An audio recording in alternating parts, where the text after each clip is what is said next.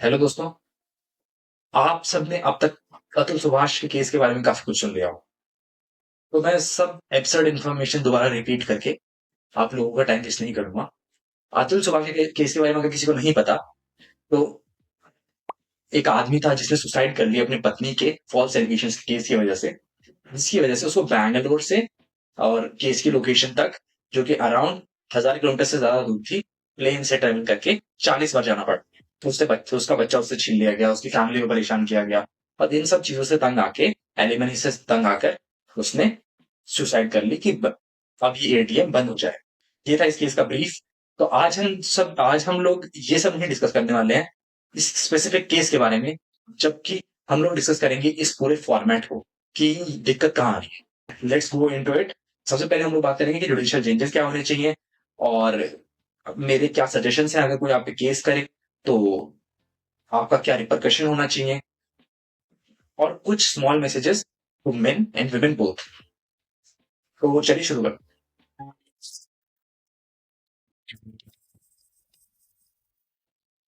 होने चाहिए। वो सबसे पहले प्रीनप्स के ऊपर लॉज आने चाहिए। प्रीनप एक डॉक्यूमेंट होता है जो शादी से पहले साइन होता है, जिसमें टर्म्स ऑफ डिपार्चर साइंड होती हैं कि अगर हम दोनों अलग हुए तो किसको क्या मिलेगा और किसको क्या नहीं मिलेगा। The second amendment we do need is in the gender neutrality. जब भी कहीं पे मेंशन है किसी पे ब्रूटैलिटी का, तो वहां पे स्पेसिफिकली मेंशन्ड है that a victim can be women only. So there creates a absurdity for men. अगर कोई मेन रेप विक्टिम होता है तो there is no law for them. Also अगर कोई women is involved in a rape case, like was in the Kolkata case. There was a woman involved who was supporting the rapists. There can't be filing of a case against her because there is no law regarding that. Only a man can rape and plan to rape and also help in raping. The gender neutrality needs to be maintained. As of in the Elimini case, if the women is more self-sufficient than men, then maybe the gender neutrality lies that the men should receive some receivables. इसके अलावा हम लोग laws change करने की तो बहुत बात करते हैं, और बात यह है कि लॉज चेंज होने के बाद भी क्या गारंटी कि सब कुछ सही हो जाएगा। क्योंकि अभी भी जो लॉज हैं, अगर उनको भी एक अच्छी तरीके से इम्प्लीमेंट किया जाए, जो कि नहीं हो रहा है, जो कि इस अतुल सुभाष वाले केस में जज भी इन्वॉल्व थी in demanding bribe to make a settlement. So the system is not giving the space to implementation of laws in a good space. Also अभी उनके खिलाफ कोई एफआईआर नहीं हुई है। जो जिन जज ने ब्राइब मांगी उनके खिलाफ कोई एफआईआर नहीं हुई। ये थे जुडिशियल चेंजेस जो मैं अपनी तरफ से बताना चाहूंगा जो हमको रिक्वायर्ड है। इसके बाद अगर आप पे फॉल्स 498 एक केस हो गया तो आपको क्या क्या स्टेप्स लेने चाहिए, ये जरा मैं पढ़ के बताऊंगा, क्योंकि I am not from legal background. तो बेसिकली आप you can file a 120B case, that is a conspiracy case. If she has conspired something against you, so you can do a 120B conspiracy case. Section 191, wrong case filing. If you have evidence, then you can challenge the wife by filing a wrong case filing case. That comes under 191. There is a 500, that is defamation case. There is a 506.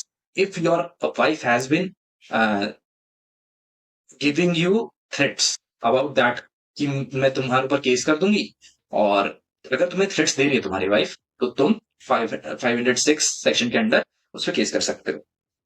और 227 जो एक bogus case का है कि bogus case register किया आपके खिलाफ। और लास्ट में आता है सीआरपीसी 432, जो कि एक एफआईआर एबॉलिशिंग का केस है अगर आपकी पत्नी आपके खिलाफ एफआईआर कर देती है। These are the first steps जो आपको टेक करने चाहिए अगर आपके साथ ऐसा कुछ हो जाता है और आपके पास इनफ एविडेंस है तो। अगर आपके पास एनफ एविडेंस नहीं है, then from this judicial system, अगर आपकी जज सही नहीं है तो सर्वाइव नहीं कर पाएंगे। एक केस में ऐसा भी हुआ था कि जज ने वाइफ को बोला कि ये जो आप अमाउंट मांग रहे हो, ये बहुत ही अनरीजनेबल है, क्योंकि आप खुद अर्न करते हो। और उन्होंने एलिमनी 0 डिसाइड करके और केस को खत्म कर दिया। Here now there are messages for men and women both.